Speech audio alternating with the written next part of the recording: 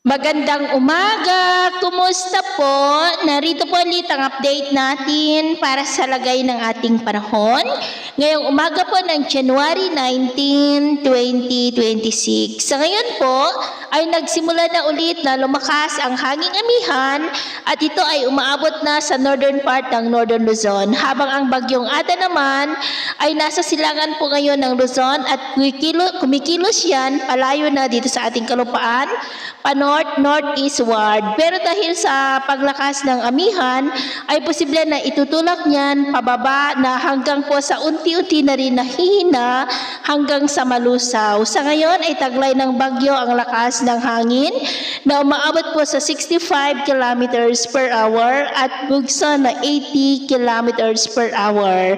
At sa atin naman pong long range forecast ay may nakikita pa rin dito na pabumuo ng panibagong sama ng panahon anumang sandali dyan sa silangan ng ating bansa at ang development niyan ang ating babantayan kung matutuloy o hindi at ang susunod na bagyo ay tatawagin po sa local name na Bagyong Basyang. At sa lagay ng ating panahon, ngayong madaling araw ay maayos naman po ang panahon sa malaking bahagi ng bansa pero may tsansa pa rin ng maulap na kalangitan with isolated rains sa ilang bahagi ng Cagayan, Catanduanes, Calapan at Sarangani.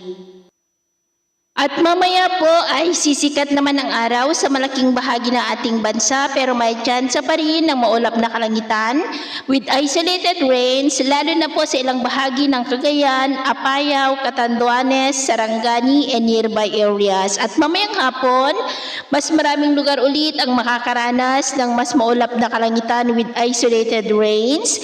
Kaya kung lalabas po tayo sa ating matahanan, ugaliin naman po natin lagi ang magdala ng kahit anong panangga natin sa init ng araw at protection na rin po sa mga biglaang buhos ng ulan. At sa atin naman po mga baybayin, dahil po sa amihan ay iwasan na muna natin ang papalaot sa silangang baybayin ng Cagayan Valley, extreme northern Luzon seaboard at sa mga baybayin ng Ilocos Norte dahil ang mga alon po ay posibleng aabot hanggang sa 2 to 4 meters height. Kaya hanggat maaari ay iwasan na po muna natin ang papalaot dyan sa mga may kulay pula para mas makaiwas sa mga sakunang pangkaragatan. So ito lang latest update natin sa araw na ito. Ako po muli si James na nagsasabing sa kahit anong pagsubok po na darating sa ating buhay, huwag po tayong mawawalan ng pag-asa.